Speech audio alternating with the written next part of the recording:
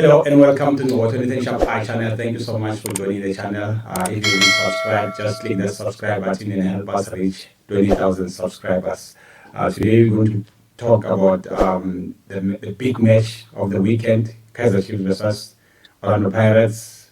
We know the system crashed first day of the tickets, and then when they show up in the field, even though we didn't expect and anticipate such a game and also such results, as Kaizer Chiefs were the underdogs, and they surprised a lot of people. So yeah, thank you so much for joining us.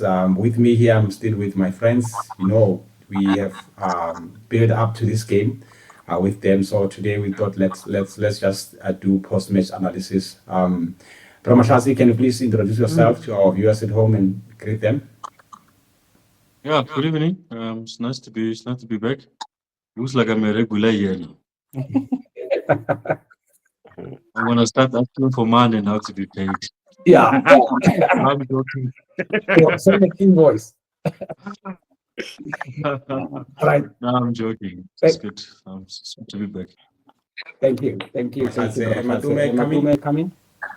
Good evening to you, my brother, and good evening to the panel and subscribers. Guys, keep on subscribing. We're going to fika 40,000. Matume Pecha from Raleigh City, Mamelodi Sundowns fan, original from Matox. Thank you. Thank you so much, Matume. Glenn, please come in. Greetings, everyone. Good evening, everyone, to the viewers as well and the subscribers. Please don't forget to subscribe so that the channel can grow. For Mr. Ngobo, even him to grow and grow. I'm Glenn Wale Sandawana, the Yellow Nation, the Brazilian, the champion. Thank you. Congratulations. Thank you. Thank you, Glenn. Thank you so much. Thank you, champion. And yeah, congratulations. You are flying very high 8 times. Yeah. Yeah, thank you so much. Neo, please come in. Hello, everybody. Go by name of Sports Guy Neo, or must I now call myself Champion Neo for winning the coveted Nedbank Cup. I'm glad to be also surrounded by champions. It's great to be with this panel today, and also to all the viewers out there. Hope you guys put those notification bells because, as you can see, rich content coming through right here. Thank you, Neo. Thank you very much. Let's go to it. Your take on the game on Saturday. Did you expect what happened on Saturday? I know you said Pirates might win it. Do you think Kaizer Chiefs deserve the win? Yeah, well, I mean, you can't say they don't deserve it because they've won it, even though I had sort of, when I was putting the scale, a little bit of my weight tipped towards Pirates simply because of form and cup pedigree and that kind of thing over the last few seasons.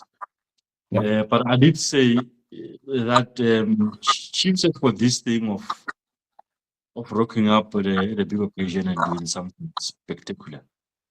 And that's what they did. I also said that the Chiefs teams of the past that used to win trophies, those players are no longer there. These guys are pretty much inexperienced in terms of. I don't think there's been a single player from this current team who had won a trophy before now. That talks to a lot of inexperience. They've not really been in high stakes matches. It was a big match. But on the balance of play, I think they did just enough to win it. They had a good start. Obviously, the miscommunication between the keeper and the defense led to the goal. But at the end, they snagged one win.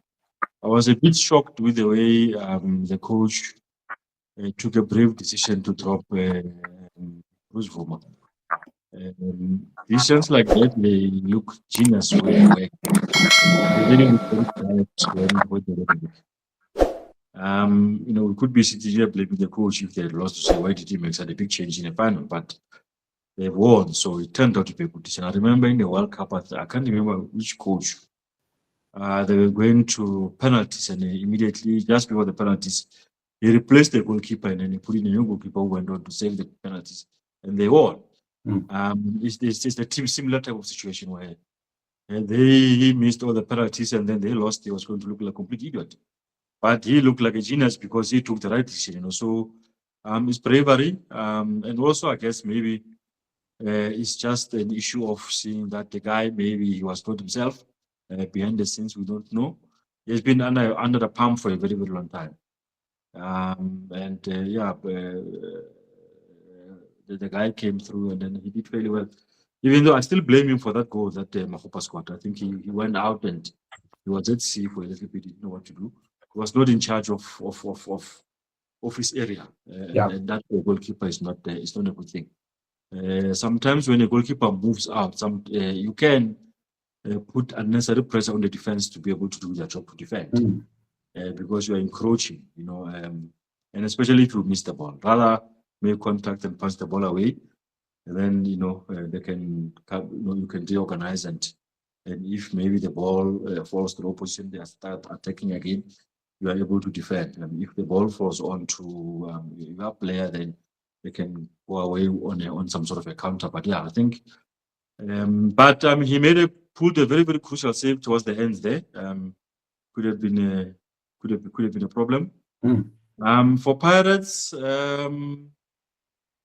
I just hope that Mbogazi is not going to feel a little bit bad, because when you look at that second goal, it was his mistake. The young man has been playing well up to so far, and there were one or two occasions where he was caught a little bit. For that goal, he was trying to clear the ball, and then it went to Mteto. Mteto gave it to Lepo. Lepo took a few steps, gave it to Mdu. Then Mdu controlled, laid it back to the wide to Dupree. And then also there by Dupree, I think he gave Dupree a little bit of room to be able to control the ball. Firstly, to chase to the ball, facing the other direction. Chase the ball, get the ball, control it, turn, and still cross. You should have made it very difficult for him to cross that ball.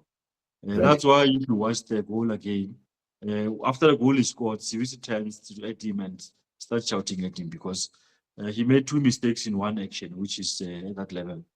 It's really not acceptable. I just feel sorry for the coach, because really it's a bitter taste in the mouth in a way that he's living under the conditions that he's living at. But I think they gave it their best, and it was not just to be overall. I don't think it was the best football match, really.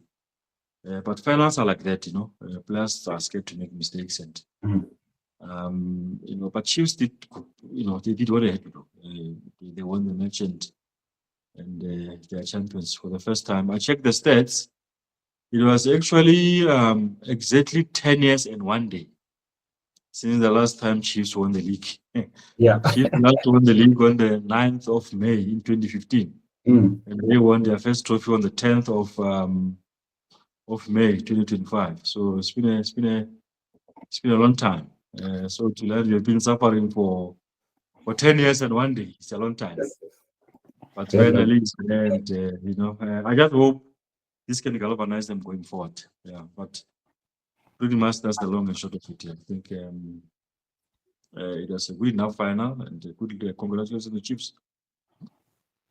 Thank you so much, Bra Mahlatse. When you talk about 10 years, you look at the goal. It was scored in the 10th minute. 10th minute, yeah. Scored by the jersey number 10. Yeah. And the last goal was scored, 10 minutes before the whistle. Before end of the match. So seems like it was a game of 10. And also now they are in fact they are in position 10 because of they are on 9, but then position number 10 is has got 30 points with them. So it was a game of, it was a period of 10-10-10. So yeah. So yeah, thank you so much, Mahlatse. I really appreciate your analysis. Welcome, Tabo. Thank you for coming. And Matume, Gentlemen, hope you are well. Sorry for being late. I was caught in the traffic. Okay.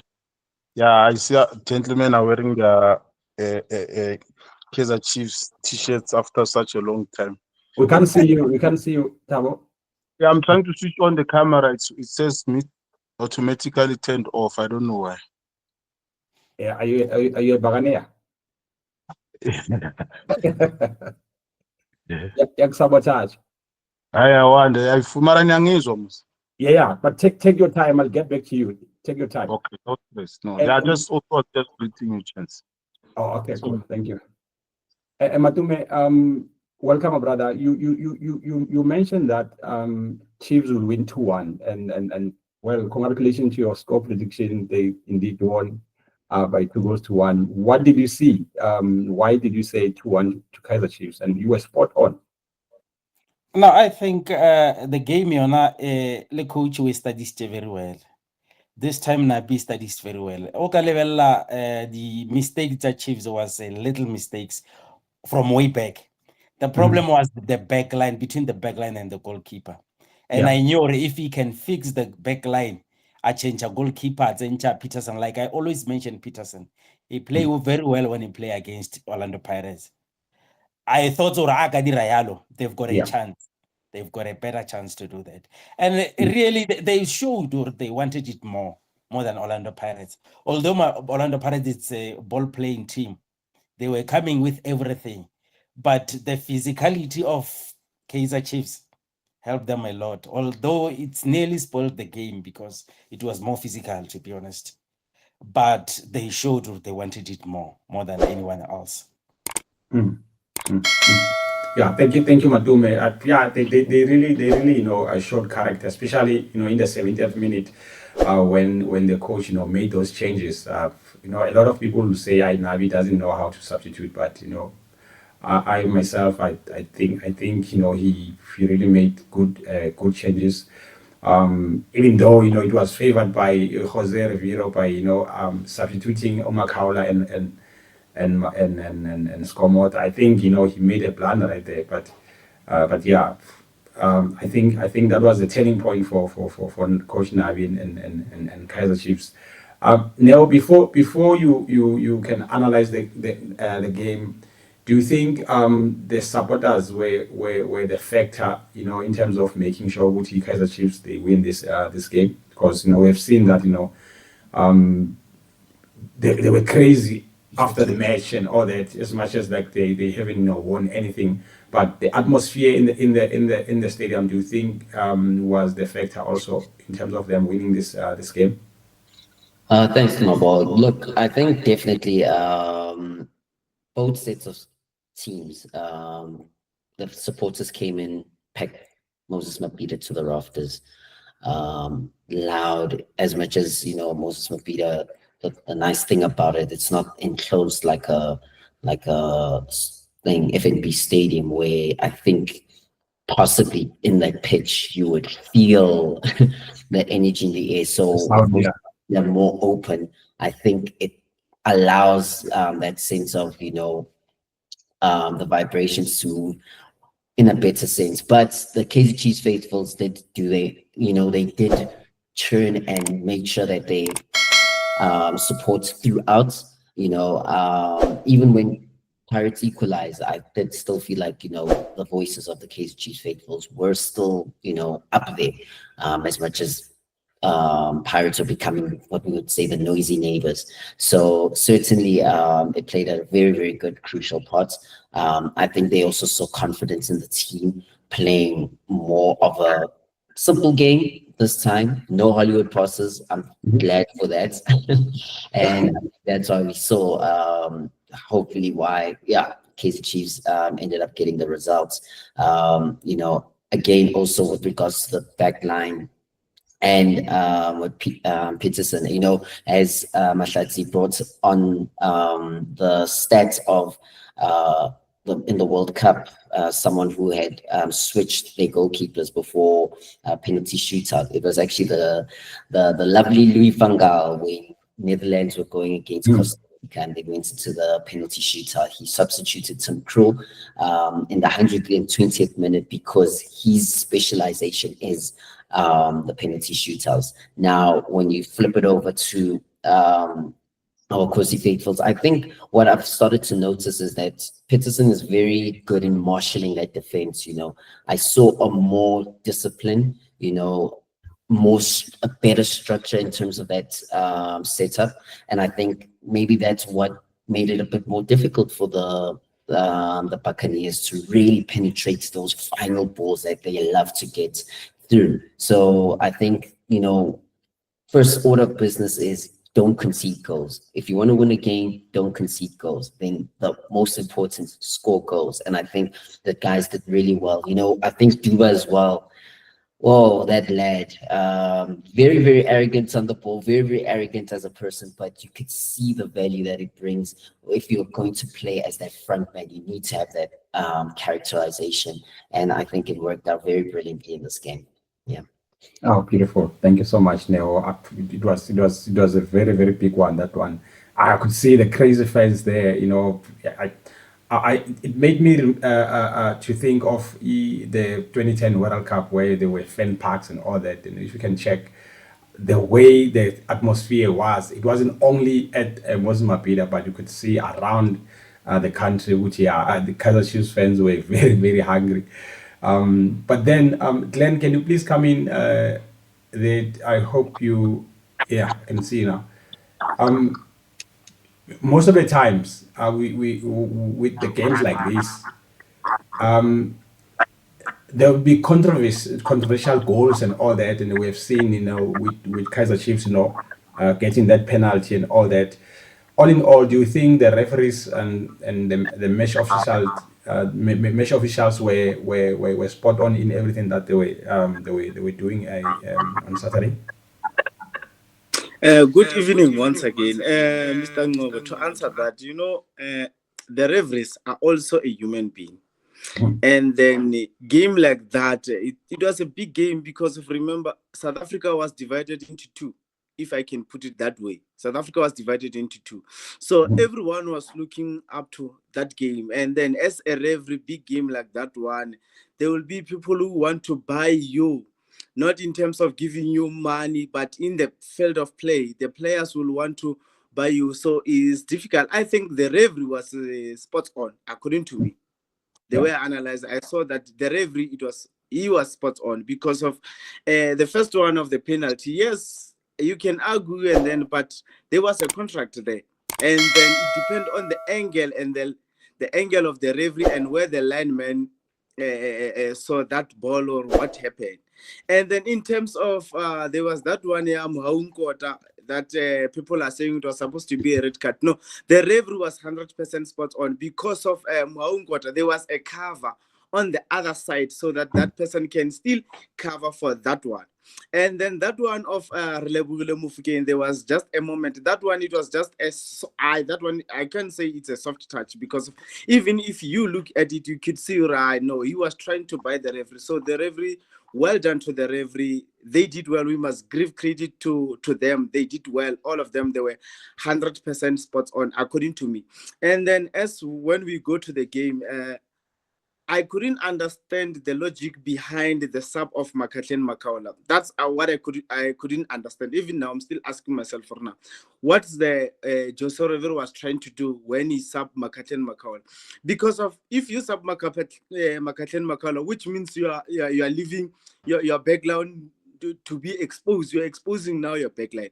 And the goal that Mart scored, if Makhatleng Makaula was there, I believe that Makhatleng Makaula, that space, will have closed that space. Maybe we could have been talking about something else. But football games like that, all the emotions are high because of we are all the human being. We cannot say it's football, it's what, but the emotion are high. We're controlled by the emotion, so we don't know now the logic behind the Makhatleng Makaula sub, what's happened. And then congratulations to Kaizer Chiefs. That game, according to me, it was not about the coaches. It was about the players themselves, the Chiefs players. it was about them to say, guys, no, it's been 10 years. 10 years has been a long. We have a faithful supporters that have been singing with us. They believe in us. So now we have to pay back them. We have to give them happiness. And then the season now, it's bad for the season. So what are we supposed to do? We are supposed to give them what the Nedbank Cup. So it was up to players to play for the pride and for the badge of Kaizer Chiefs. So it was won by the players. If you check the players like Wandile Duba, you could see this person, he really wanted it.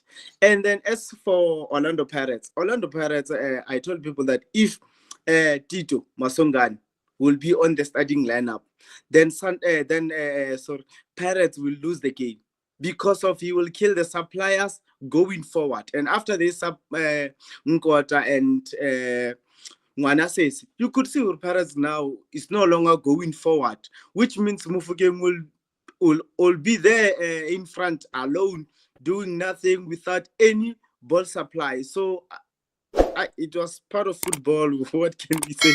So anyway, congratulations to Kaizer Chiefs for winning. But as for the referee were 100% spots on.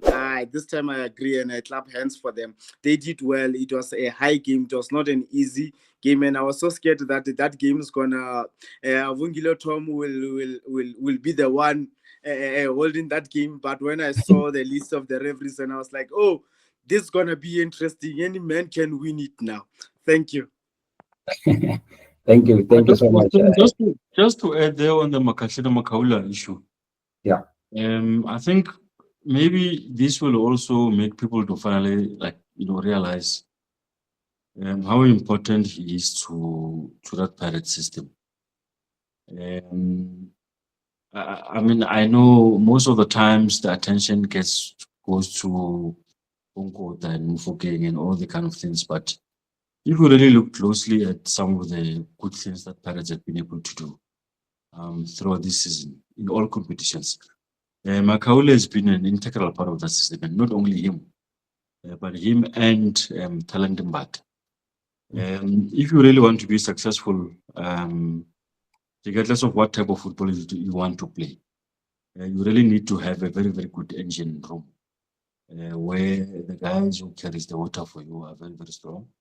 And he has got a very, very good partnership with Talent, which gives them the right balance in a way. Sometimes they lose balance because of the tardiness of Patrick Maswangani, as Glenn has said. I agree with Glenn that the moment I saw him in the lineup, I knew they would probably lose that match, because he can be a liability most of the times for the team. Pirates sometimes are a very, very fast transitional team. Where they move very, very quick. With Otto and Van Rooyen going up, you have Munkota Mufokeng moving, and he likes to hold the ball and he kills momentum sometimes, and sometimes he tries to do this thing of over elaborating with the ball and he loses the ball and they get punished. I mean, a good example is what happened at Loftus. It's against Standout. When Ribeiro scored that, he took everybody on and scored that goal. There's a lot of those things that he has done for Pirates, but fans like him, and sometimes when fans like a player, they tend to not to be too critical on the guy, but he can be a serious liability for them. But Makaula, hence I'm saying for me now, and I've said it before and I'll say it again, I think Makaula is the best Pirates player for this season. In all competitions. Maybe Mufokeng comes a little bit second because of the impact he had in the Champions League. But when it comes to the league, Mufokeng does not come anywhere near. If you look at the best performing players in the league, he has been very, very, I don't want to say poor, but he had a very, very underwhelming season. And that's what's happening. He gives them very, very good balance, and he can play a little bit. That's why when he went out, they were a little bit on shaky ground, and I think you can pretty much point to the fact that they were not as well balanced in the closing stages because he was not there.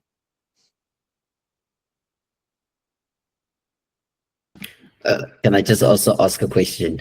Okay, good. Yeah. On that point, would you then say that him playing in the Golden Arrows game did sort of give him that risk, or put that risk on him, and maybe that's why he didn't play the full 90 in the cup final? Yeah, well, obviously, I don't know if I think he may have been a little bit uncomfortable. But I mean, the fitness people may have sort of, had an idea before the match as to whether he can give them a 90, he can give them a 60, or whatever the case may be.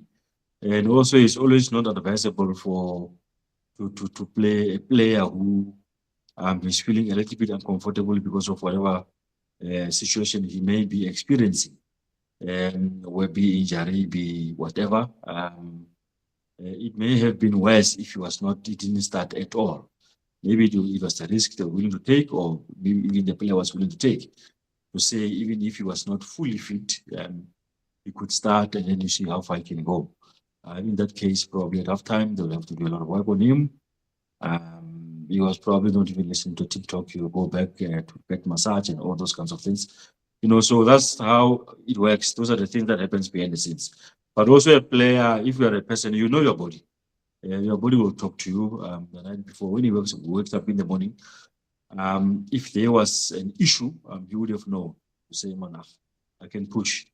If his body is telling him that, no, you can't, he was going to be honest with the coach and say, no, I can't play, and then he'll have to adjust accordingly. But, whatever the reasons were for him going out, I think with the benefit of hindsight, we can sit there and say him leaving the field really did cost Pirates in a way. Thank you, Bra Mahlatse. We really appreciate that. Just a quick one before I go to Thabo. We have mentioned the blunder that was made by the young boy, Mbegezeli Mbogazi. We've seen in the previous Soweto Derbies where the players, becomes, they disappear in fact after they make mistakes. We have seen with Olisanda, scored an own goal. We've seen Mbonjani, considered that long range Ega Martin. And there's this other central defender who looks like Lekwati. He also, he also scored an own goal. I don't remember his name, but yeah. And they are nowhere like to be found right now. What is your message to that boy, UTLB, that will make him like angafani nabanye abadlali ukuthi they made the similar mistakes? Yeah, I think, as a South African, it will be a shame if people were to be hard on him. Over the last few, 5-6 matches he's been playing, he has been nothing short of exceptional, really. Yeah. I've always been a fan of young players who comes in and get opportunities to play. Because I strongly believe that, if you're a team, you have to produce, good young players. I remember there was some time when Ted was the head of youth at Standout, and, he produced exceptional footballers. Yeah. And the backdrop of a football club is to produce young players. Look at Stellenbosch, the type of quality players they produce. And you have to produce and you must play them, because young players benefit nothing from sitting on the bench.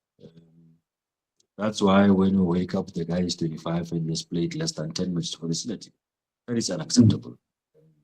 True. Lamal is it's not even 20 years old. He has played more than 100 matches for Barcelona in all competitions. And you can imagine by the time he gets to 23, he will have so much experience. He will be the number one player they put on the team list for the national team when they play for the national team. Our 23-year-olds, they are still playing DDC, so that's where, the problems are. We were talking here last week that Chiefs players, they've won that DDC. DDC, yeah. I'm really, really interested to see if one or two of those players will get opportunities to play for the first team. I still say now that Fabian McCarthy's kid, he's much better than Simango, he's much better than Zita Kwinika and all those other players that they have there. You need to show confidence in these young boys. Fans sometimes do understand when the team is losing, showing faith in younger players. That's why Sundowns fans find it extremely unacceptable that they will be killed by a Suarez guy while Malibongo is sitting on the bench. I think Sundowns fans will find it acceptable. Well, not acceptable, acceptable in such a way, but they will understand that if Malibongo possesses making mistakes on the job is better than when you have got a senior player who's very, very expensive. He's a liability, and you've got young talents in the one bench. So people must not be harsh on Mbogasi. He's a young man. I'm sure he'll learn from the mistakes. I mean, this is a kid who has already played Champions League football. A lot of young players his age are very, very far from playing Champions League football. They are going back again next year. He will continue to learn. He has got senior guys around him. I see because he's left-footed. If you watch most of the Pirates matches, Otto speaks to him a lot to try and offer advices and try to cover for him so that he's not too exposed. With Koki, they are there. CVCs, they are there. I'm sure with the training, the DAS and them. So they must protect him. They must assure him that everybody makes a mistake. They didn't lose because of that mistakes alone. I think they started the game very slow and allowed Chiefs to score quick. Sometimes when you concede a goal early, it becomes a bit tricky to get going and to come back. They did come back, but obviously they didn't score another goal, so that's why they've lost that one. So I'm a huge fan of TLB. I'm a huge fan of these young players. I've always been talking about Mdu. I think Mdu coming on with the prayer changed the composition of that match, and Mdu showed that he's a player that really needs to be given a consistent run of matches for Kaizer Chiefs to gain confidence, to get better, to be exposed to difficult situations and that kind of thing. And if this Chiefs coach is going to stay, I think he owes it to the Chiefs supporters to ensure that they persist with these young players to play. Young players can only improve when they are playing, not when they're sitting on the bench. And when they make mistakes, you can't really be too harsh on them because young players are very tricky, man. You can imagine what goes through the head of Mbogazi now. Yeah. Everybody talking about him. Those things can go to a head, and hopefully there are people around him who can guide him so that he continues to improve and do the right thing. But I like him, and we should protect him. Yeah, thank you, Bra Mahlatse. Bratabo, you would like to add something on what Bra Mahlatse said about the Umbogazi as he's your boy before I can ask you a question about the dam? Yeah, good evening again, gentlemen. This camera is failing me, so if I can just be given an opportunity to talk. Don't worry, I can talk. There's no defender in this entire world, whether the defender is overseas, local, or anywhere in the world, who would never make a mistake while trying to defend. So if our fans in the football fraternity would not understand that, I don't know, because any defender makes mistakes, and on the field of play, the mistakes are made because you are trying to solve a problem. Maybe you are being attacked, maybe you are attacking, or you are trying to clear the ball. So I believe and trust that Orlando Pirates has got capable leaders and capable senior players, as Bra Mahlatse has put it, to say they will talk to that young man. The other game also, if you remember, when we were knocked out of the Black Label Cup, Sesani scored an own goal, but he went to play 2 more beautiful games because his head was put back straight on by, I think, the senior players who were playing with him, beside him. So I think he should keep his head up and make sure that whatever mistake that he done on the game on Saturday, he doesn't repeat it. Or even if he can repeat it, but he must repeat it in a way that it's not costing to the team. But for me, as a person who understands football, I can never crucify a person for making a mistake at the back, especially a person who has given the team so much. And that young man, I think he's not played even more than 10 games. But his impact, you can see. That's why Jose Rivero was playing him first, choosing him over senior players, because he knew that, let me give this boy a chance.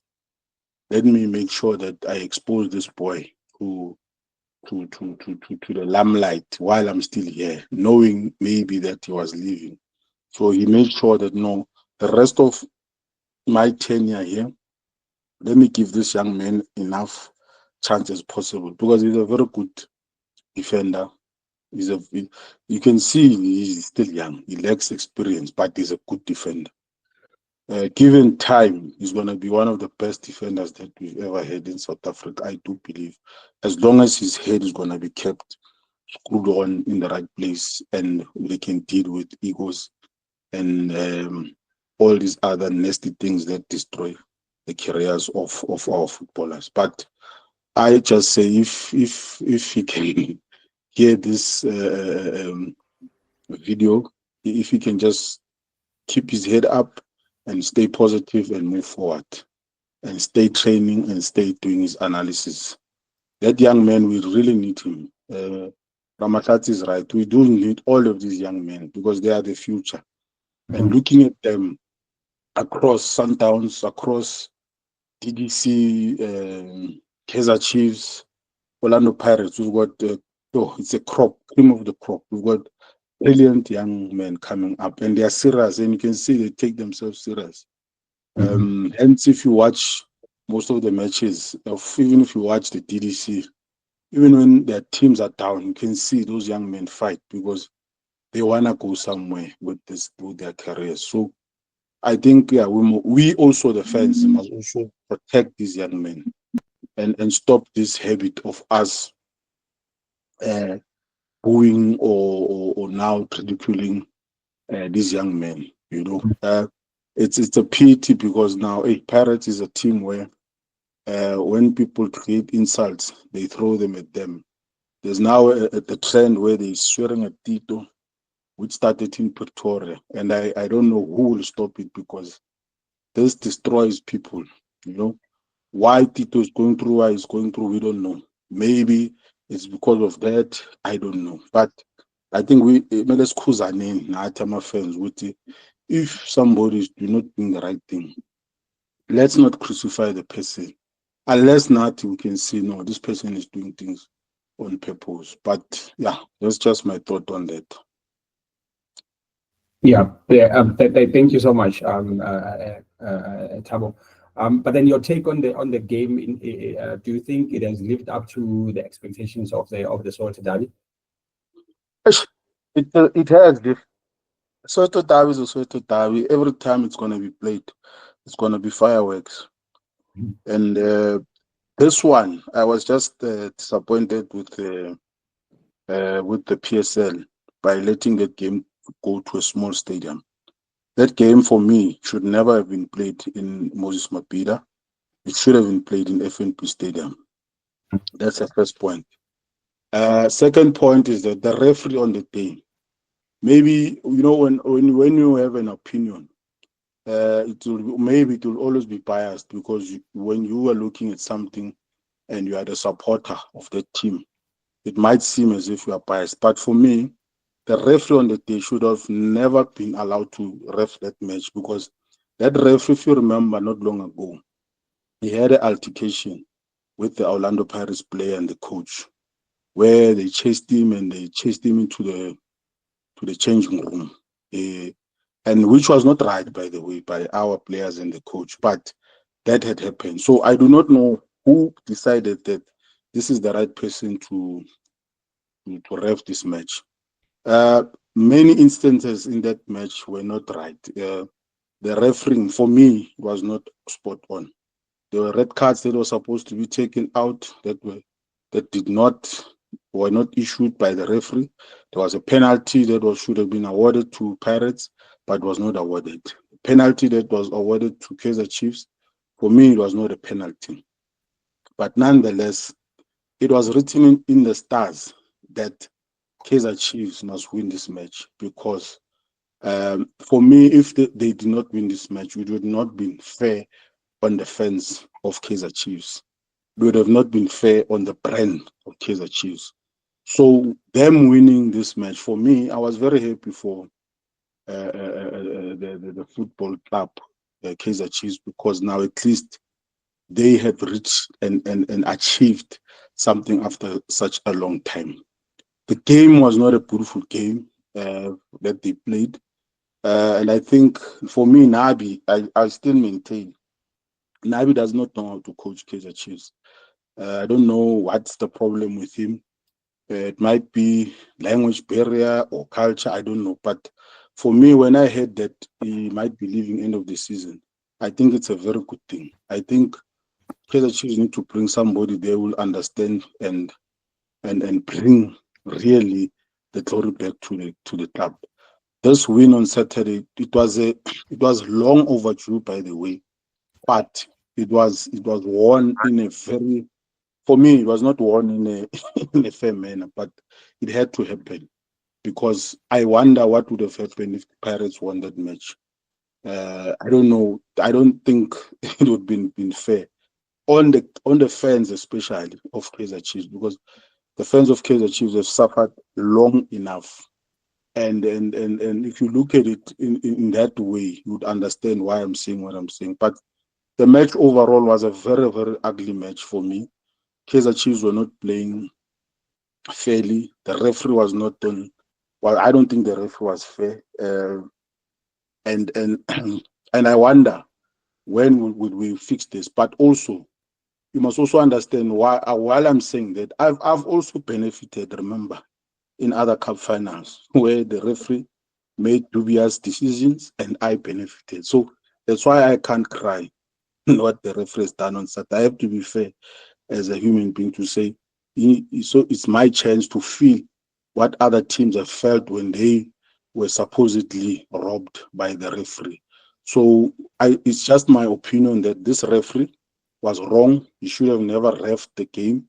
On Saturday, somebody else should have been given a chance, especially not even Abongile Tom, but somebody else. Because if it was Abongile Tom, yeah, the Standout supporters were going to have a field day. But I'm happy, though, that Kaizer Chiefs won the match. And it did, of course, live to the expectation of a derby, because there was drama and an expected win. Because on paper, Pirates was supposed to win this game, and Chiefs were coming in on a 7 winless streak. So, and Pirates had just won their game midweek. So it was going to be that we should win the game, but now we didn't. And congratulations to Kaizer Chiefs and lifting the cup. But I think also this thing of Jose Rivero going for the club, only to find out today that he's been on his way out from February. So I think it had an effect on the players. It had an effect on himself because he's been wanting to leave. So as a human being, I mean, if you look at it, if it was you, I mean, there's another team that is waiting for you. You've already signed with them. Here they're begging you to say, hey, daughter, just go to the cup final. But now how do you concentrate on that cup final? That's why even the substitutions that had happened on the day, it was very confusing. Kumfidi is not a cup match player. Kumfidi is a league match player, yes, but he knows that and his technical team. Why could they not done different substitutions?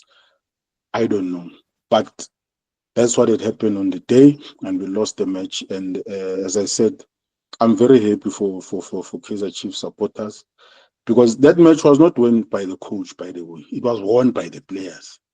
The players of Kaizer Chiefs on the day, they told themselves that bafowethu asiyolwana laphaya nalabantu, siwinele le match, siwinele thina, siwinele iwengu, siwinele club. So nikubaba uDr. Kaizer Motaung into I deserve after such a long time, because it's not in the dictionary, no one has ever thought that Kaizer Chiefs would go so long without winning any trophy. It was even shocking to us to say what is happening, because we didn't understand. No one can figure it out. You can blame that person, but nothing could come out of it. But congratulations to Kaizer Chiefs, and hopefully they'll keep up the momentum. Yeah, thank you so much, my brother.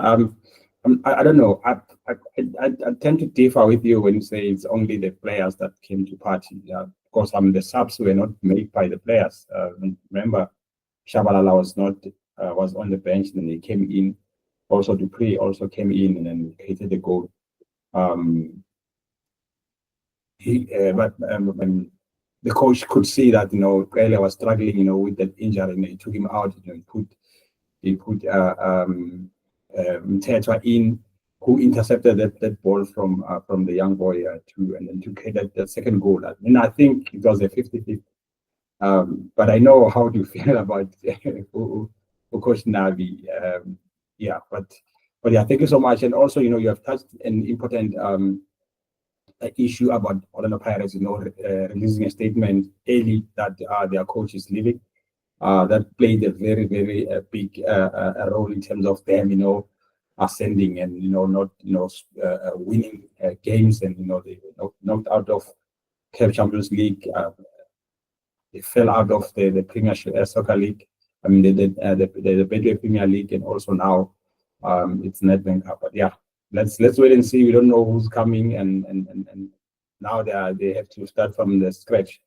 Matume, is there any surprises from the coaches that you didn't expect that they've done on the day? Yes, I think psychologically, I'm supporting Tao. I think Rivero, he was not psychologically ready. I mean, he don't win big games since the announcer what's am I don't know what's happening. Psychologically, he's no longer there. I don't know. But the changes, I know maybe he wanted the other type of midfield, but the changes that he made, now I was surprised. Uncha Makaula.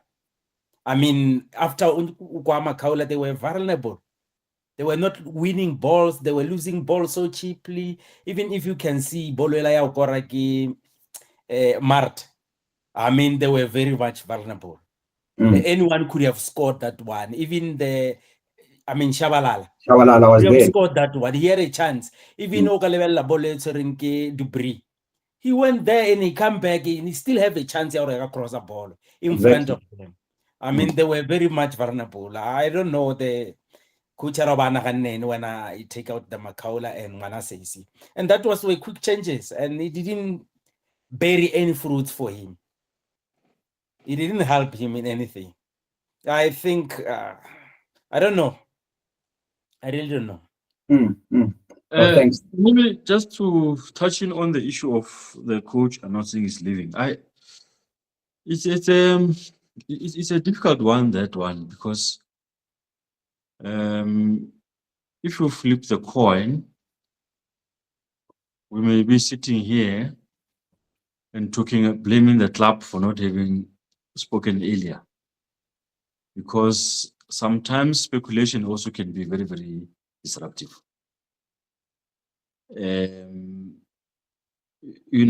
So it's a tough one. I felt maybe in a way,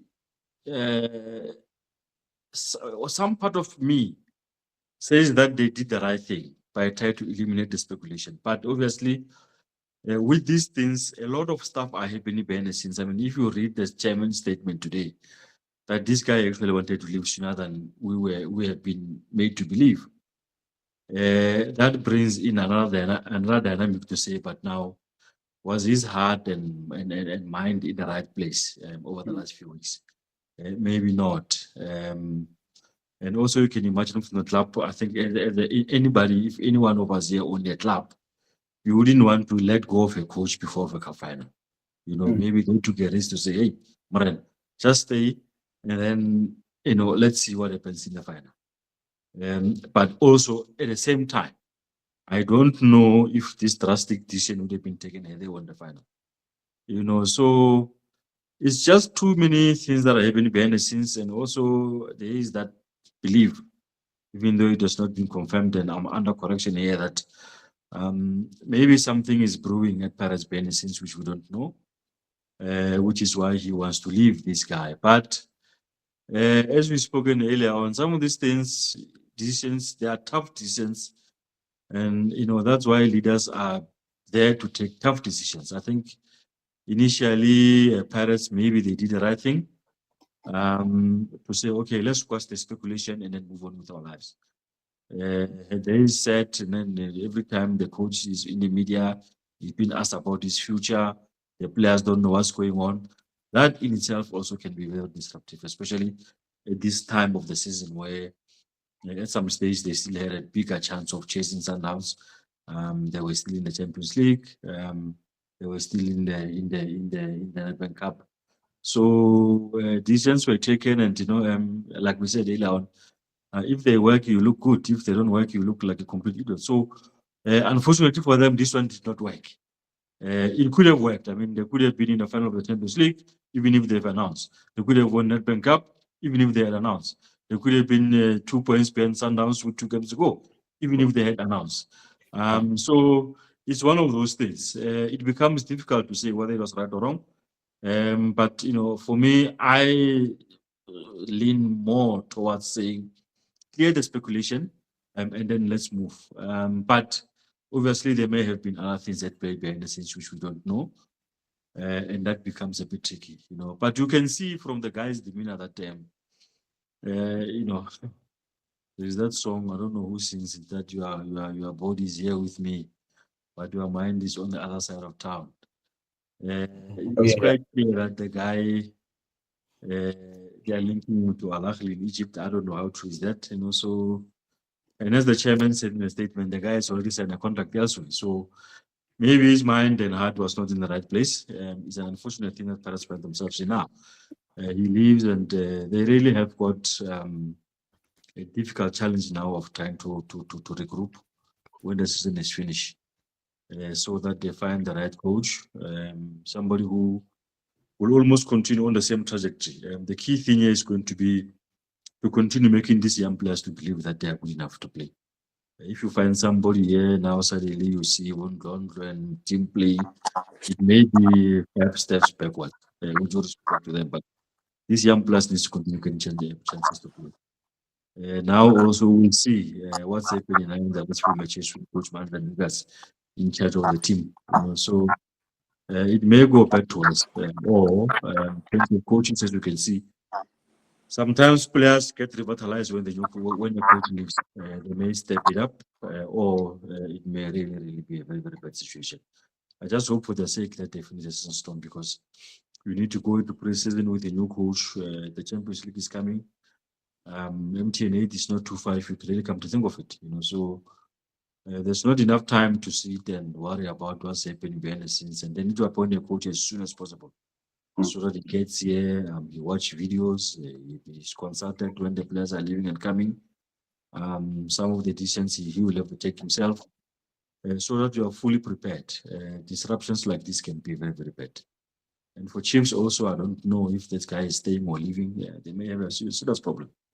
But although for Chiefs, I mean, I just feel this guy has actually ticked 2 important boxes for them.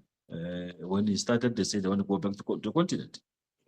And I know when they were talking about Comfort Cup, they were talking about Comfort Cup finishing 3rd, not winning Nedbank. But they are in the Comfort Cup. It doesn't really matter how you get there, as long as you're there.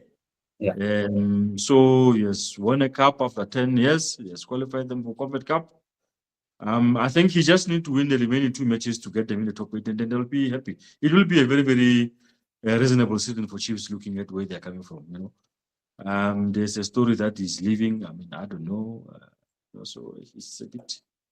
And if you have got these 2 big teams having this turmoil behind the scenes, Sundowns looking so comfortable and so organized and structured, I'm afraid Sundowns will probably win the league again next season, because these 2 teams need to sort out their stuff soon. Otherwise, I don't know, you know. So yeah. Thank you so much, Bra Mahlatse. Sorry to add on that point of Jose Rovero. I think Pirates made a mistake by announcing that the coach is leaving the club. Because of it, the mentality of the players also changed, because of some of players they want to impress, and then some of players they started to shake in to say, hey, who's the next coach? And then I'll be on the plan of the next coach. Or if you check, it once happened to Kaizer Chiefs. I remember it was Ernest Middendorf, where he was leading. He was on number one on the table, and then everyone was like, no, he's playing aeroplane football, he must leave at the end of the season. So if it's 5 games, and then it was 5 games, and they say Ernest Middendorf is leaving, whether you win the league or you lose the league, he's leaving. So mentally already, you're already not becoming well mentally, because of you. They already told you that you're leaving. The same as Nab. If Nab, you would have known before playing Netbank that whether you win Netbank or you lose Netbank, you lose. He was not going to win, because of mentally he was going to focus on the upcoming job, to say, hey, after this, hey, I'm unemployment. It's like me, for example, at work, if they can tell me, Glenn, after I won't go to work, I'll come late, whatever that I'm doing, I don't care, it's none of my business, because of already jobless, I have started looking for a job. So I think they made a mistake. They were supposed to wait for everything and then reveal everything. If you remember, Sundowns did it with Rulani Mukwena. They saw, if Rulani Mukwena doesn't win Netbank, doesn't win CAF, he must leave the club. But what do? They keep quiet, because of they didn't want to anyone and the fan to shake. They waited everything, and then after everything was done, they say no performance review. That's where they did what? They sack him. So Paris should have waited a little bit before they announce everything. And the fact that Munna Puleng Saleng also contribute factors, because after that incident, Saleng, coach never talked about it, never give a clarity to that to the fan. And then he was training, but he was not playing. He was going to the training, he was not playing. So there were a lot of things that were happening that changes everything. Thank you. Yeah. Yeah, I think also just to, if I was a Paris player, yeah, I mean, like I said, it's a very difficult thing. But at the same time, if I was a Paris player, and I find myself in that situation, I would really, have to sort of give my all to really make sure that this guy gets a perfect send off. It's just like tomorrow. I think Pirates fans need to go to Orlando and really give this guy the love that he deserves. I feel for somebody who has just had such a profound impact on the club, 5 trophies in 3 years. I know he didn't win the league, which will be a little bit of a miss. Ultimately, coaches are judged by winning league championships. But he has been very, very good for the club. He will leave with his head definitely held high. He's a good coach. He has done well. The players must just really play for him tomorrow. It will be so sad if they were to lose. So even the fans need to really go there and show him love and make sure that he leaves at least with a win, because he couldn't win the Champions League and he couldn't win Netbank. So, but I mean, it's a tough thing, really. It's a very, very tough thing. Thank you, Bra Mahlatse. Thabo, you can come in. I see you raising your hand. Yeah, Bra Mahlatse is 100% right. Tomorrow, we need, as Pirates supporters, go there and show our gratitude for that man, for what he's done for the club. I see people, their heads are held very low, Pirates supporters, because they lost the Nedbank Cup. While you've got 5 trophies that you've won in the last 2 seasons. What more would you want from a soccer as an individual? Because this is also like history. in South Africa, where coach, it's almost like the double treble that we done in 2012. You know, so tomorrow we need to go there and thank that man. No matter what problems there are at the top, problems are always there. They'll never stop now. They are always gonna be there. Even the new coach that's gonna come. But I disagree with Glenn. You know, Glenn, with Mamelodi Sundowns, you fire the guy who lost one match in the whole year. One match. You know, and that for me shocked me because this guy was playing beautiful football. He was making sure that the pride of Mamelodi Sundowns is kept. So for perfection, if you say you are a perfectionist, I do believe that no, Sundowns are real perfectionists. Because me, I would have never fired Rulani, but that's a topic for another day. But tomorrow, yes, I've even discussed with our host to say tomorrow we have to come there, Orlando, give him a beautiful send-off. Thank him for what he has done for the club because he has done a lot, if we are really honest. Without him, we would have never reached the milestone that we reached, if I'm using the right word. It was first profit for us was a lot. But yeah. Thanks. So, Bratabo, I guess the reason for Rulani was going to stay at Sundowns. He was always going to stay at Sundowns. The problem there was just that he disagreed fundamentally with Fleming Berg on the direction the club needed to take. That's true. And it was not, you know, it was a principal issue for Rulani to leave Sundowns. That's why there was no need for them to have announced anything before the season is finished. Because as the season finished, the thinking was that it's going to stay. But when they were doing reviews of the season and all those kinds of things, he disagreed with the guy on a number of issues. For example, also during the season, there was an issue of Lodge. Rulani wanted to sign Lodge and this guy didn't want to sign Lodge. And somehow Rulani found his way, Lodge was signed. This guy wanted to get rid of Pongane Zungu. Rulani didn't want Pongane Zungu to go. There was an issue of how to use young players and all those. So it was a mess of a situation behind the scenes. That's why he left. Yeah, but I guess we sort of all agree that it could have gone either way with Rivero. But I mean, you know, it's fair enough to sort of disagree on the issue.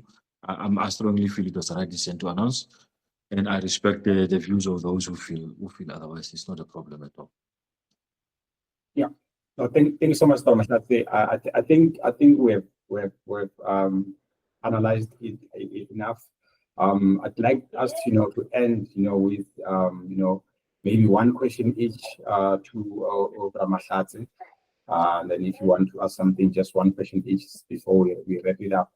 I'll start by asking Bra Mahlatse this question that, I've been, as you know, Bra Mahlatse, post-match, I would interview supporters and all that. And most of the time, Mamelodi Sundowns supporters, are complaining, in terms of the media not covering, their success and all that, saying that, they are right now they're in the finals of the Champions League, but then they are not as hyped as Orlando Pirates are hyped, and also maybe if it's Kaizer Chiefs, they are hyped. What is your response to that in terms of them saying that the media is not covering Mamelodi Sundowns? Yeah, well, I'll have to be careful on this one because I'm not the spokesperson for the South African journalists. But on a personal level, I don't agree. I think one thing I've learned over the years doing this job is that media is often just an easy target to criticize. Yeah, media this, media that. I mean, Sundowns is well and truly covered by everybody. There's a thing in our industry where generally the so-called smaller matches, you don't find a lot of turnout in matches. And it happens across the board. I mean, I've been to almost, I think, bar one or two of the Pirates home matches this season. The turnout of journalists is very good. I will be there again tomorrow evening. I've been to. I think the Sundowns match of yesterday was the first home match I've missed this season because I was traveling back from the final. I couldn't be here in time to go to Atteridgeville. I think Sundowns is covered well. I mean, you must see the coverage Sundowns get during Champions League matches when they play the big teams. So I don't know those people who are complaining. What media are they reading? Where are they staying? I don't know. They live in South Africa. I think they are there. I can see some of them are there. Matume and Glenn can No, attest. but No. Media will cover on other issues, but most of the time they cover in a negative way. I can give you an example. yes. All the players Sundowns, everyone knows the regular guy. But when player goes to another team, we don't even know how much it costs. Yeah, you see, And that's a then negative thing. maybe you must blame the people who are leaking these things to the journalists, because I mean, I don't know who leaked these things to the Why they journalists. only leaking Sundowns only? Oh, yeah, I don't know. Maybe that's where the people, and generally, I can tell you now, the people who are leaking these things are from people. Is probably people from Sundowns, you know. But I mean, in the general thing, I think Sundowns is covered very well. Sundowns are about to win the league now, and there will be a lot of coverage. I mean, as I'm speaking now, I'm speaking to the guys in the office to try and get to East London tomorrow. I mean, on Wednesday, because there will be crown champions there, possibly if they win that match, you know, so or draw. So the most of us in the mainstream media, Sundowns, Pirates, Chiefs gets the lion's share of the coverage that is out there. You know, Chiefs, I guess.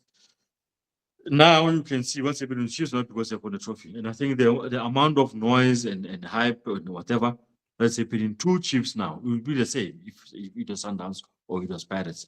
But I just feel to a large extent that people just blame us for everything, really. Even if we're doing our work, we're always there, attending matches, attending press conferences. I mean, some of the Sundowns press conferences are some of the well-attended press conferences whenever there's something at Lurkop.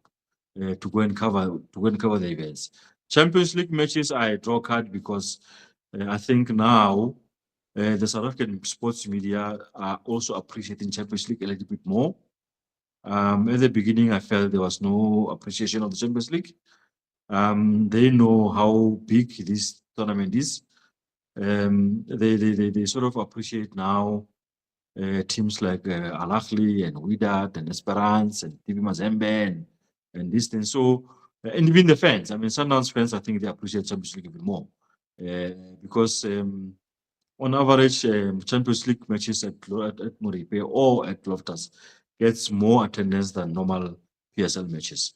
That's what we are also doing on our part. I mean, some of us have been covering Champions League for a very, very long time now. We know it. We know it's a big deal. And, you know, so yeah, I think sometimes, of course, the criticism to us, the media, is justified, is correct. But sometimes I think we're just easy targets, man. I'll target Amanji. I've got one question. Then come in there. You can come in. Oh, sorry. Okay. On the media, I feel like media, like what is doing to Sundowns is unfair because of it. They're looking for negative things for Sundowns. If now maybe I can throw a paper on a street, you'll see the media, yeah, Sundowns fan, they've been throwing a paper on the street. But if I can take a paper that was thrown by someone and put it on a bin, they won't write it about it.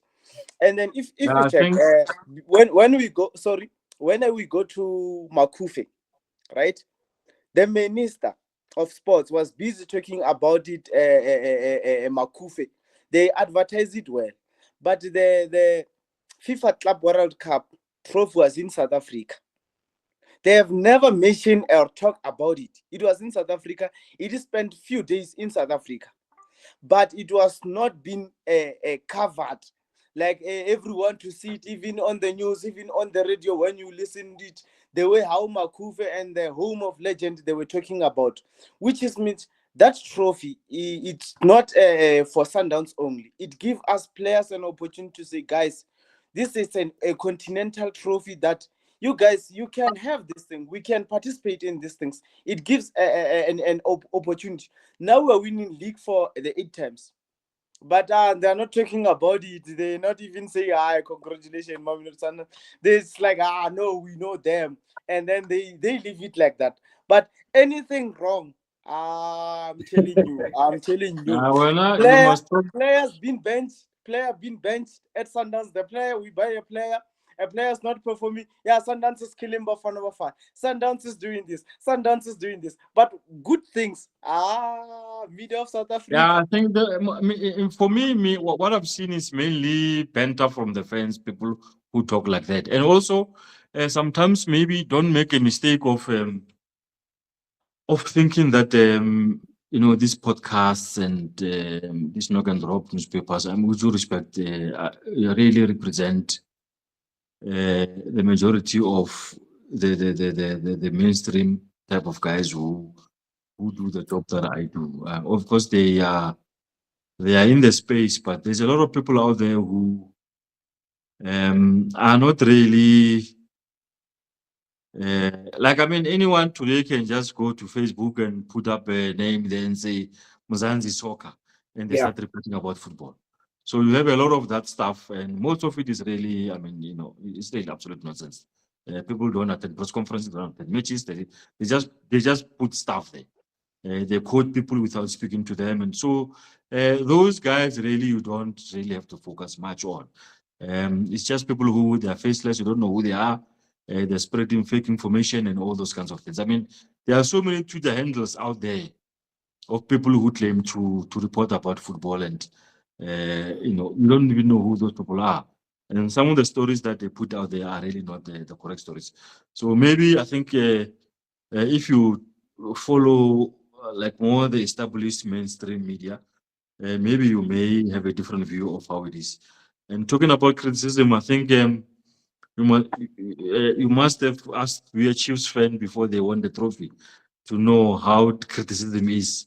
They've really been under the pump over the last 10 years of not winning anything. So no one will tell you that they know a thing or two about pressure of being criticized all the time.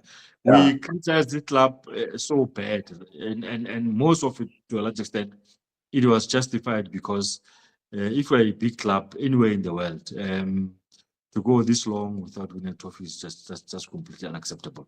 But also for them, for Chiefs this season, I will say it. Their problems are not finished because they have to qualify the top 8. If they don't, it will be for the second season running not making a top 8. That will be bad. And I can imagine now that can actually trigger the club to get rid of this coach because it will be unacceptable. You can't do that kind of thing, So from a personal perspective, I've never been personal against any club or against anyone. I do what I'm supposed to do, and I walk away. I don't want to get involved in the politics of these people because it benefits me.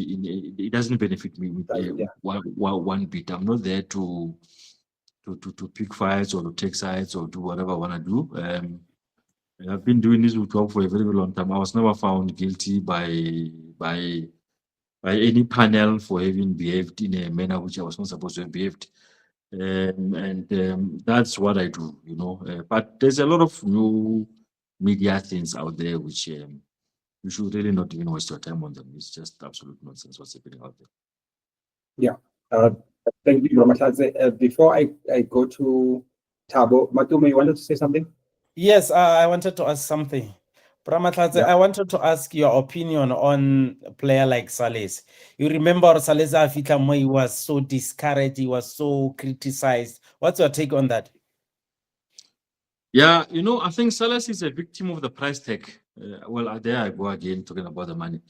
Sundowns player. If I'm not mistaken, Salesi is the record-breaking Sundowns signing. I'm told that guy was bought for 60 million rands. It's a lot of money. Anywhere in the world, if you go to a club with that heavy price tag, pressure will be there.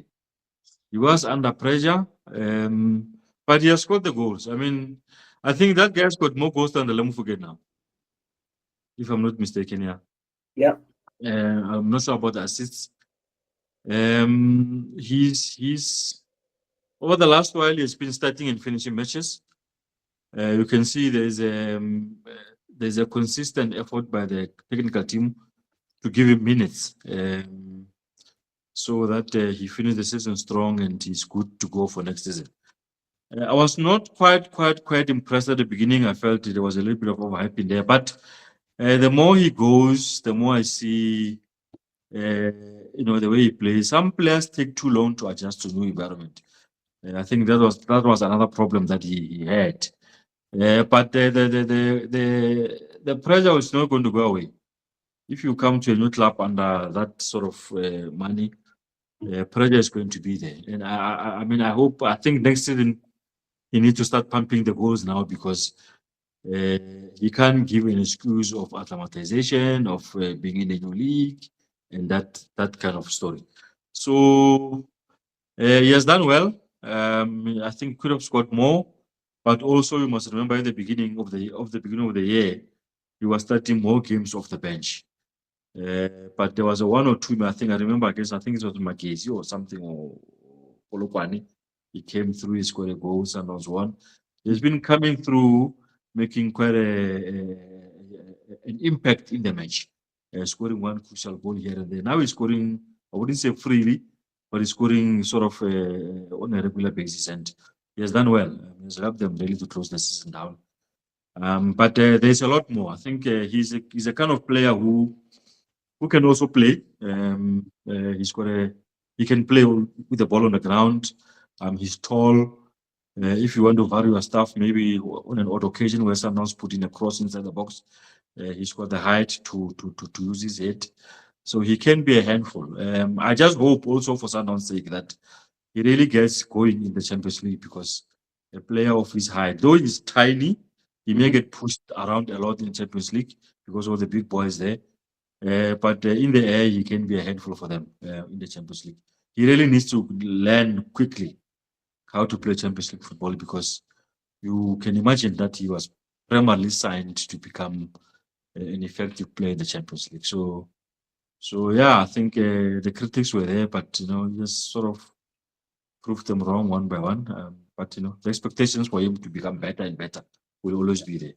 But I think the signs are there. Thank you, Bra Mahlatse. Thabo, please, your question. It's more, it's more of a comment, and I think this is very important. I think with us supporters and fans, there's a mistake that I think we've been making for many years, and we don't learn from it. When a narrative is started by somebody, we all follow it, and it becomes truth. And it's a dangerous thing, because there are even soccer players today whose careers have been destroyed because people create stories on their own. And what Bra Mahlatse is saying is so true. Me, when somebody says to me, you hear that Pirates are going to sign whoever, I try to I can phone you maybe when I go and ask you first. And maybe if you don't know, I go to the proper channel to go and check if that information is true. So most of the time these days, anything that anybody can say, it catches on and it flies. And very lucky for me, when people ask me, I always tell them to say, please go to the proper channels and double check for yourself, so that you don't carry information. Last year, remember, Pito was going to be signed by Kaizer Chiefs from January until December, which never happened. And I always tell people that don't listen or carry stories that you are not sure of.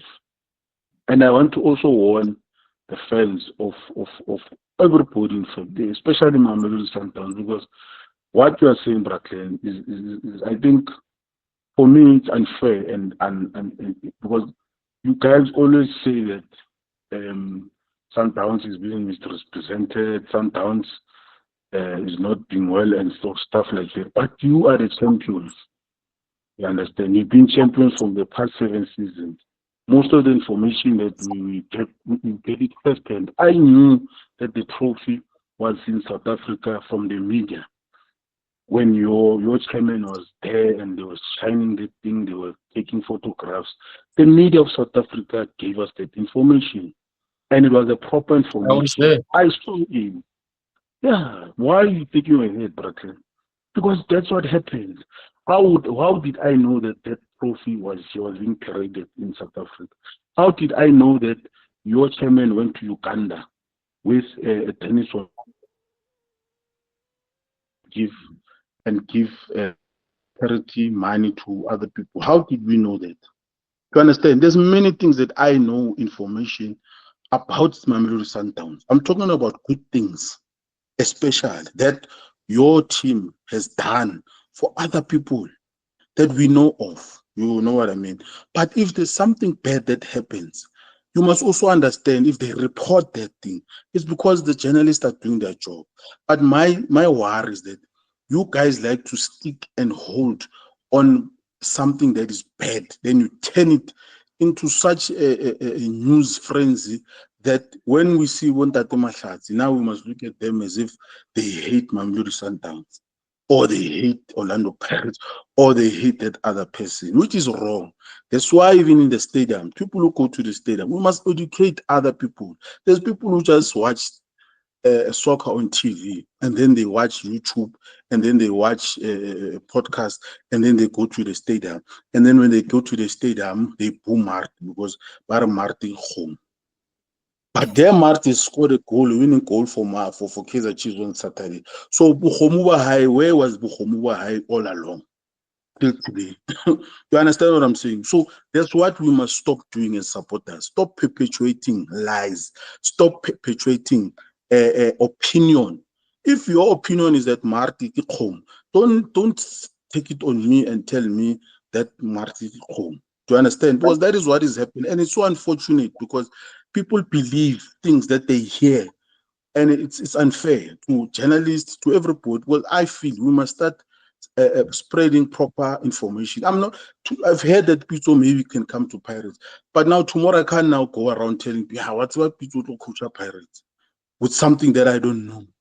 You know what I mean? So that's why I'm just and people like you, Glenn, are in the right platforms at the moment. So let's start spreading the truth. Let's not just when we hear something and carrying it and go with it. Nobody hates Mamelodi Sundowns. Sundowns has done so much for the country. It's not funny. Kaizer Chiefs also, Orlando Pirates. Many teams in this country have done beautiful things, and journalists have written about them. I've read stories about people who have done proper things. Tim Sukas, there was a podcast about him, and he was interviewed by journalists asking him about how he became the person who he is. He's also one of my role models, by the way, because he's creating an empire for himself. How do I know that? From journalists who are giving us the proper information. There's many proper information. The only way we must also know how to sift from the good and the bad and concentrate on the good and praise our players as they are playing, as they are going forward. You understand? The only problem is that you won't maybe understand it now, but one day you'll understand what I'm trying to say, because it's not right. This is why you find at stadiums now we throwing bottles at each other, which is not right, by the way. But we have to have proper information and try to research as much as possible. If there's a person who's telling you that I would go Pirates, to research for yourself. Go on the web, go on internet and check if it's true. Call call the right people. They are the ones who's got the ear to the ground. Maybe we'll confirm it. Is it true or not? But let's not spread what you call false information, guys. You know. But I'm grateful, guys, for being in the platform. I just thought I just passed it by chance. No, thank you. The other thing I think, Prakav, also the confusion is created by, especially when it comes to some of my colleagues. I don't want to mention people's names, but there's just this obsession with player transfers among our colleagues, and that thing sometimes it can be dangerous because it's perpetuated by agents when they are trying to raise values of players. You can sort of just sit back. The transfer window will be opening very soon, by the end of the season. You can just look back and maybe pick 2 or 3 of my colleagues and see which stories they get from which agent. There's a lot of agenda pushing. Currently, as we speak now, you must also observe the issue of narratives that have been pushed, whether right or wrong, about the end of season awards. I know people have got different opinions, but somewhere, somehow I can tell you, people are being told by other people elsewhere to push agendas of other people. But also, I'm hesitant to say that happens in mainstream media, but it's something which will happen a lot on podcasts and on social media. Yeah. Because there, on podcasts and on social media, people really, generally cannot be held responsible even if they are doing reckless things. If I'm reckless, I can be held accountable by my employer in a way.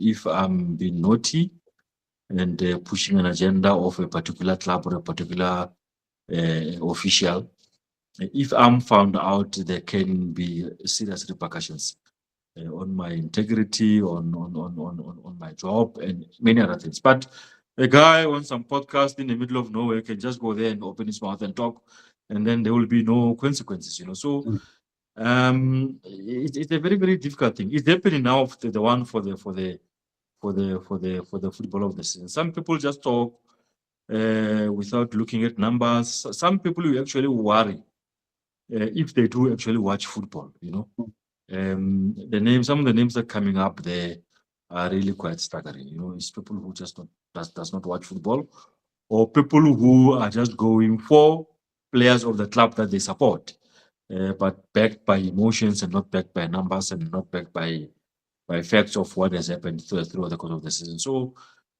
it's a very, very dangerous space that we are operating under now. And I think Brataw is right. You just have to be careful. There's a lot of news outlets on Facebook and on Twitter, and even you learn tomorrow, you can just start them Zanzi Diski and then start saying, Mahlatse is going to Sundowns, and then you are running the story. It happens every day. So you have to sift through the nonsense and really try and get the real stuff. Yeah, so that's how it is.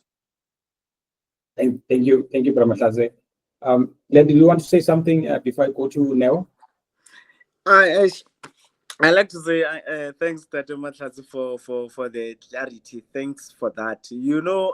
What I was saying is that Mr. Tabo said something that a proper media. So most of people, they don't know the proper media or the proper page where they can go and find the information. So now I'm lucky because I have Mr. Ngobo on my side, that I know that whatever that he posts, Mr. Ngobo, is correct. But on Facebook, when you find something that is trending more and more, people talk about it. That's why we started to believe and say, oh yeah, which means this is true. So some of people, they don't have, I'm not speaking on me, on my behalf only. I'm speaking about some people who are saying, the media is being unfair. It's because of fake news travel so fast and to almost every page. As Ndatomatla said, or I can wake up tomorrow and say Glennis page, and then I put it, and then people will buy that story. But thanks for Ndatomatla for clarifying everything. Thank you for that. I appreciate it. Yeah, and maybe just to add also quickly, the other problem is the clubs themselves because of poor communication. If you are Mahlatse 11, and then you can see that there's a social media thing trending that a particular player is coming to the club. If that player is not coming to the club, you should communicate and clarify it. If he's coming, the story is broken, then you have got to clarify it. That most of the clubs are very poor in terms of communicating. And the better and the quicker they communicate, the better for their fans to understand what is actually happening. Because when you do it, you're not doing it for everybody else, but you're doing it for the fans. So that's another issue. There may be a big story trending all over the place, but the club will just keep quiet, even if it's not true. Even if it's true. So the clubs must also come to the party and try and communicate issues that pertain to their very same club. Because the fans out there get carried away. This is about emotions and all those kinds of things. And if they just keep quiet, when players are linked to them, even if it's right or wrong, because I know there are certain agents who, when a club is wanted by club X, but they want to increase the money, they can phone their people to say, hey, write the story and say Sundowns wants this player. So that that wants the money must go up. You know, those things do happen. And we know about them. And agents can be naughty sometimes, especially when it comes to this whole mess of player transfers and all that kind of thing. They do that. They use some of our colleagues to try and play the transfer game out there. And pit clubs against each other and raise values of players and do all those kind of things. So it's a whole thing that needs everybody to play a part. Yeah, but you are right. Fake news travel very, very fast, and unfortunately we're in that space. But if the clubs communicate on issues that are related to them, I think we can go a long way in trying to clarify things easier before they create confusion. Yeah, thank you very much. Let's wrap it up, gents. Please come in. Hello? Yeah. Can I just add something to that, Bra Mahlatse? Yesterday, Junior was asked something, Kaizer Junior. There was a story that broke over the weekend that Nabi is not going to stay until the end of the season. Now, what you've just mentioned is very important. I've always asked myself, why do soccer teams are so slow or irresponsible with answering a simple question that just needs a yes or no? He was asked to say there is a story that broke on Sunday saying that Nabi is going to leave and so forth and so forth and so forth. He couldn't answer that question. He answered like a politician. And if you could read in that answer, he's actually saying, yes, this guy is going. Do you understand what I'm saying? Which is now unfair to soccer people, loving people, even Kaizer Chiefs supporters, because now he's leaving people on the edge who doesn't know, is this guy leaving or is he staying? You know what I mean? And it's unfair. And he is the right person who was being asked the right question at the right time to say, here's a story, say, that broke on Sunday. Is this the truth or not? Because that journalist, I don't think he took that out of thin air. You know, people are saying, hey, that journalist is not right and so forth. And I'm like, but he's written that story. Whether it's truthful or not, the people who can tell us the truth is the club itself. I think, Mr. Mahlatse, you are very 100%. And I've always asked myself, why do soccer teams not post at least on their website to say, no, this story A that was reported is false or is true or we're busy or something, so that we don't also perpetuate lies and tell people things that are not there. Yeah, thank you so much. Yeah, indeed. We really need to be careful. And as Bra Mahlatse said, you know, as supporters, you know, we would wait, you know, for our teams, you know, to break the news. You know, with some teams, they will say breaking news, and that just write on Twitter, breaking news. Now you must wait for 30 minutes for that breaking news, and then come and say player announcement after an hour. So you have to wait and wait and wait. But yeah, so thank you so much, gentlemen. Neo, can you please wrap it up for us so that we can finish this? Thank you so much. No, thanks. Before I give my question to Bra Mahlatse, I just wanted to point out, I think Thabo sparked this for me just now, that I think it's this version or this perspective that kind of proves the narrative of why probably Jose had to be announced the time that he was given. Because let's say, given with what we just argued, that the announcement was too early and probably played a ripple effect on the club in terms of the players. now if the same thing had to happen where Kaizer had to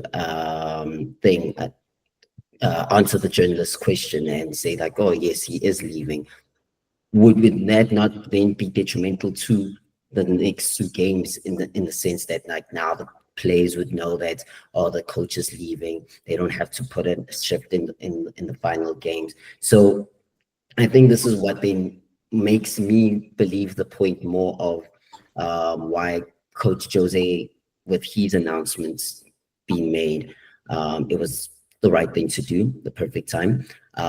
Even if it was known before, during February, March, again, they had to also respect Coach Fuller's, as he was still a full-time manager coach trying to play, and trying to get the Champions League for Al Ahly. He only got announced now on the 27th of April that he's been sacked. So again, it fits into that whole narrative with regards to announcements and the behind the scenes. And I think then this also then touches onto the whole narrative that probably the media is biased towards the Soweto boys compared to Mamelodi Sundowns. That's Mamelodi Sundowns is getting negative reviews and that kind of thing.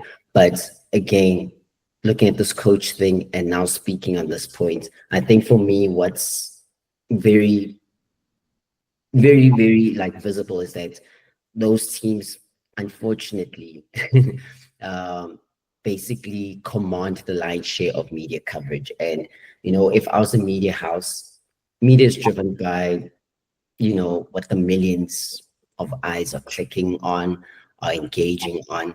And not to say that Mamelodi Sundowns is not a topic. They do brilliantly well, and when there's conversation for it, they will speak good things. But unfortunately, if we have to drive revenue as a media house, we want to focus where the millions of eyes are. You can just check now. Mamelodi Sundowns put breaking news coming in tomorrow morning. Click for the put on your notifications for the announcements. Then you got Orlando Pirates who give a club statement. Check the number of retweets, likes, comments on those two specific announcements. You see again that if I was a TimesLIVE, not to say that Bra Mahlatse should take this, but if I was a TimesLIVE, I would rather want my my media space that I have, which can get more, sales. I'd rather than comment on what has got the most engagements, because people will then be driven more towards it. So that's why I say it's not a fault to Mamelodi Sundowns. It's just how, unfortunately, it works around the world. You see it around the world. There are teams that have done well over the past 10, 15 years, but they don't get as much noise as the other clubs. So the other historic clubs, rather. So that's why it's one of those things where for it to ever happen, they just have to be consistent. I know it could take many years, but again, I would say right now that, look at the kids who are between the ages of probably 10, 15. A lot of them have become Sundowns fans. That means that in the next 10, 15 years, they could probably be in these media spaces, which will then let them focus more on their clubs because of the love and passion for it.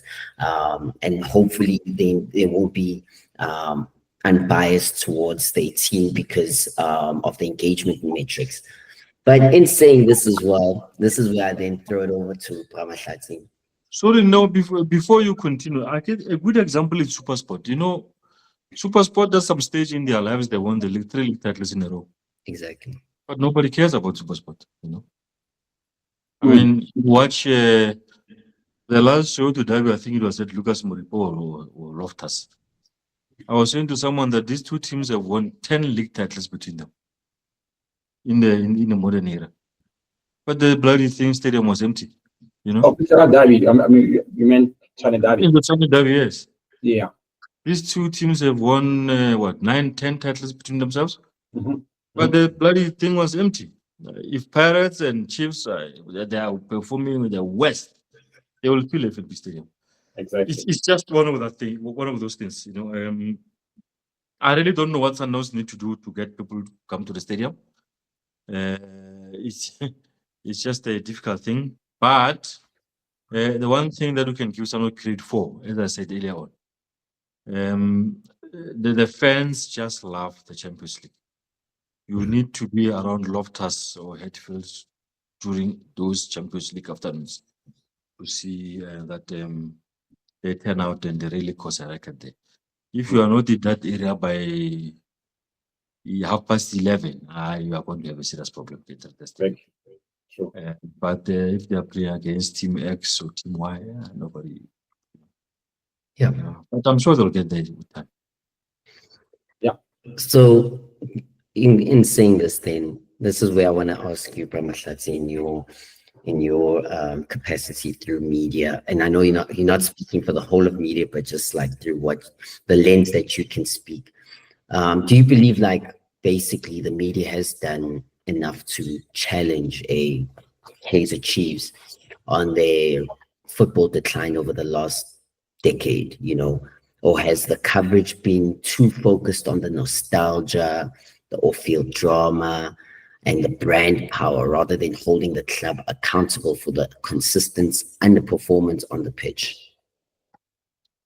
I think we have, especially over the last 2-3 years, where you know the club is really sunk deeper into this quagmire where you just didn't see how they're going to get themselves out of the situation. I think enough has been said, enough has been written. You know, we really cannot do more except for just reporting on what is happening at a particular time. They've won a trophy now, but I don't think they're out of the towel yet. There's still at least a season to finish. And then when the season is finished, they can't go to Mauritius and go and relax on the beach there. They need to sit in the office and start planning, because next season really is a season with a new coach or with this guy. It's a season where they really need to push. Sundowns have created a bar that is so high, that everybody else to get there is going to take some doing. I've said it also even with Pirates. I've watched Pirates enough this season, or maybe over the last 2 years, with these new young players coming through. I'm very, very happy for them that they are playing the youngsters, but I'm just not sure if these kids are good enough to topple Sundowns and win the league. I'm saying this also looking at the fact that I don't think that they are going to improve this team significantly. Like the way Sundowns does. I don't think they're going to get a Marcelo Allende somewhere. I don't think they're going to get a Ribeiro somewhere. You know, if anything, they'll go to Stellenbosch and get a player there. South African teams make a big mistake of not scouting on the continent. I'm very strong on this. You need to go to West Africa and look there. There are players there. And those players in West Africa, they're not expensive. You can find a very, very good player there for $500,000, bring them here and sell them triple, fourple the money to Europe. So I just don't know what is the plan for these two teams in terms of boosting the squads that they have. They are not going to get anything from Sundowns. Chiefs are not going to get anything from Pirates. Pirates are not going to get anything from Chiefs, which is where there's a good concentration of good players. Otherwise, you need to really look closely and check what's happening at Polokwane, what's happening at Marumo, what's happening at Stellenbosch. You know, really find a very, very awkward good player that you can bring in and improve over a period of time. That also takes time. And when you are trying to improve these players, Sundowns will just keep on winning. Because Sundowns, once in a while, they get very, very lucky of going outside and bringing players that are ready to play in the PSL. So it's a challenge which is facing for Chiefs. But to get back to your question, I think we've been very, very harsh on Chiefs, and rightfully so. Some of us, we have got, you know, We have got very, very complicated relationships with the club because of of the things that we say, I don't think journalists have been particularly soft on Chiefs. We have been reporting on the facts that are on the table. Numbers don't lie, they say. And, we have put the numbers on the line. I mean, the biggest Amapiano song for the other journalists over the last while is that Chiefs have not won the league in 10 years. What else can you say? It's the truth, But now they've won it, and the song is going to be they won one trophy in 10 years, which means they need to win something again, or maybe you can say the glass is half full. We say they won the trophy. They won one trophy in the past year. That's another way to look at it, So we have not been soft. You can't be soft. I know there are certain people who are a little bit soft on particular clubs because of allegiances and what they prefer and what they like is there. But we have always been, even Pirates. I mean, I've said it so many times that I find it to be preposterous that Pirates last won the league in 2012. I just don't understand how can a big club like Pirates take so long to win the league. It's completely unacceptable. It's the same thing that Liverpool was accused of all these years when they were just this big club that won a Champions League once in a while and then they win nothing. I know the Champions League is a big deal, but clubs are judged by league championships. You have to win the league. It's very, very, very difficult to win the league. It's very, very difficult. You just need to go and speak to a player who has won the league before to tell you how difficult it is to win the league. You need to have a certain level of consistency. You need to have a good dressing room. Players must do the right thing. You need to have a very good technical team that plans very well.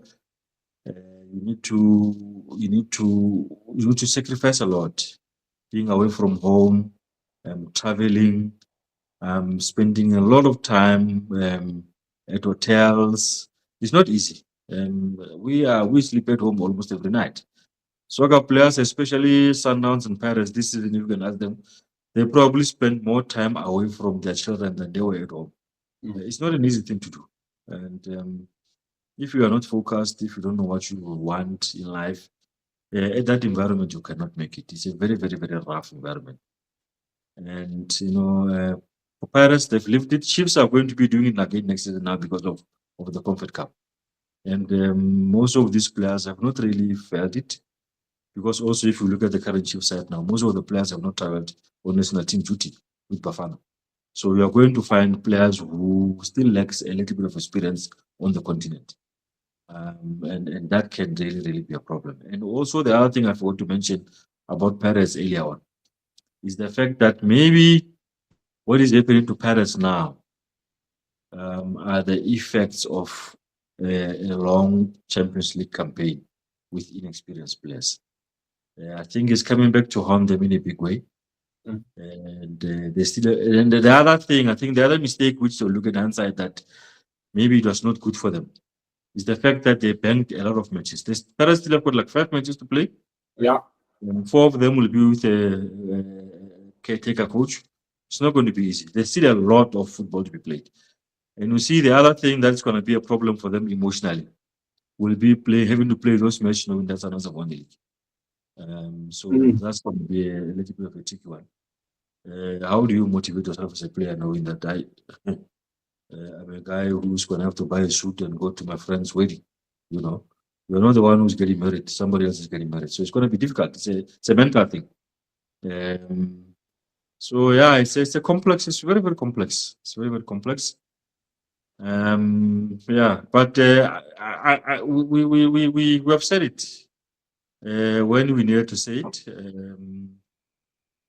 But now I think we'll have to cool off on Chiefs now. We're breaking and it is by witness something, man. Hey.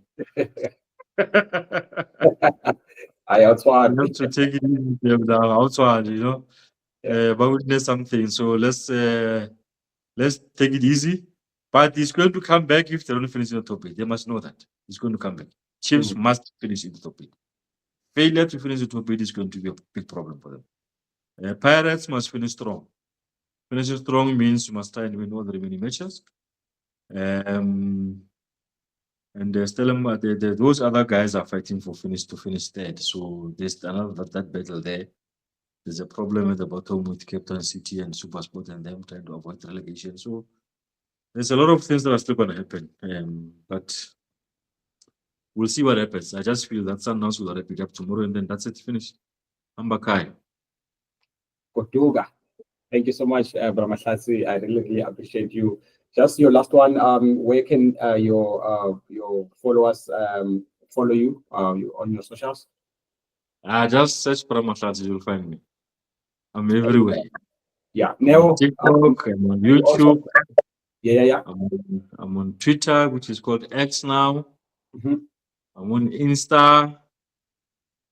Where else? Yeah, I think those are. Yeah, that's pretty much it. Yeah. But my main thing is YouTube. YouTube. That's where I play. I play on YouTube. Yeah. That's why I'm supporting this platform, because I know how difficult it is to build a platform. And I'm happy that you keep on pushing, and also the guys are supporting you. So I'll always be there to support you. One of these days, I'll come to do one of those things you do outside the stadium after a match. And then they insult me, these fans. They say I should these guys are reporting Gary. But no, I'm used to it. Since I've been in this space, I've had a lot of people saying things about me. So I really don't worry much. Tomorrow I'm releasing my 3 nominees my personal 3 nominees for the play of the season. Oh, Ribeiro, Reynas, and Maketleni Makaule. That's my top 3. That's your top 3. Wonderful. I will see. Let's hope they'll shortlist all of them. Yeah. Thank you so much once more. We'll see. Yeah. Thank you so much once more, Bra Mahlatse. Neo, what's your social media platforms? Oh, thank you. Instagram, Sportsguy Neo, X, Sportsguy Neo. I guess TikTok. I haven't set that up, but I definitely think it's time now. It'll be Sportsguy Neo. And yeah. And get on TikTok, guys. TikTok is a lot of fun. Eh? It's addictive, but yeah, it's very good. Fun. Thank you so much. Glenn, are you also on social media, or you are only on Mixit? Yeah, I'm on social media. Mixit.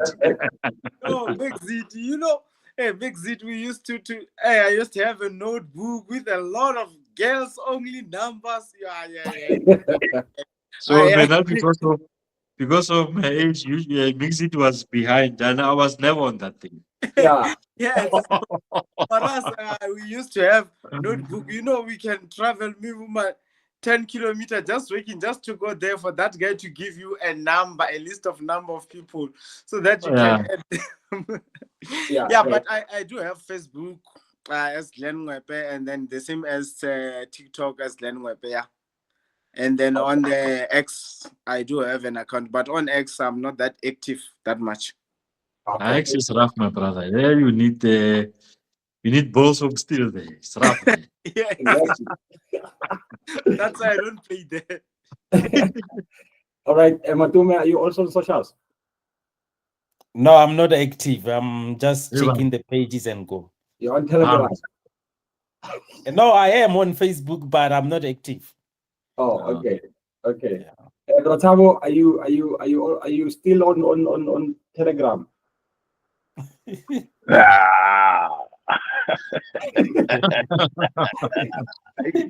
I didn't expect that from you, Ngobo. Don't underestimate someone. Don't predict someone. You understand? It's a big weekend. Yeah. On TikTok it's Thabo Soroka, and on Facebook Thabo Soroka. That's but I'm also not that active, but I do follow a lot of people, and today I was told to give you a message to say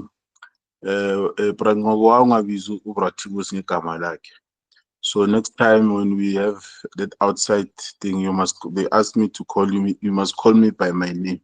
They said I must give you that message. Which name? Which name? Mutabo. Yeah, Tabo, whichever one you feel is the best for you or for. Oh, what do you say about Yeah, you say five bro, I'm Oh. brother. So they say how my brother. So I'm wondering what are they talking about? I'm to my brother. Hey, but people, hey, there were people, back up here, like but no, it's fine. Yeah, no, but Tabo Soroka Facebook, Tabo Soroka on TikTok. But I am not as active as I would like to be because hey, social media is also another animal. But yeah, that's my handle. No, thank you so much. I'll see you. And by the way, guys, before you go, our under 20s are in 0-0 with what's this? Congo. It's extra time now. No, we're gonna. Where are they playing? Which channel? I think this is the quarterfinal against Congo, DR Congo. 100 But where minutes are they now. playing? I think they are playing under 20. You mean where? You mean what? The channel? Channel. What? Yeah, No, it's channel. on the CAF YouTube channel. Oh, That's where I'm watching it from, on the TV. Yeah. okay. Yeah, still 0-0. All right. No, thank you so much for faith too. Thank you very much, gentlemen. As always, I really appreciate your presence. And to those at home who haven't subscribed, just click the subscribe button and help us reach 20,000 subscribers. We are also on the website at www.novo2010sharpi.com. So yeah, thank you so much for your support once for each other. For your soccer updates and breaking news, please visit www.novo2010sharpi.com.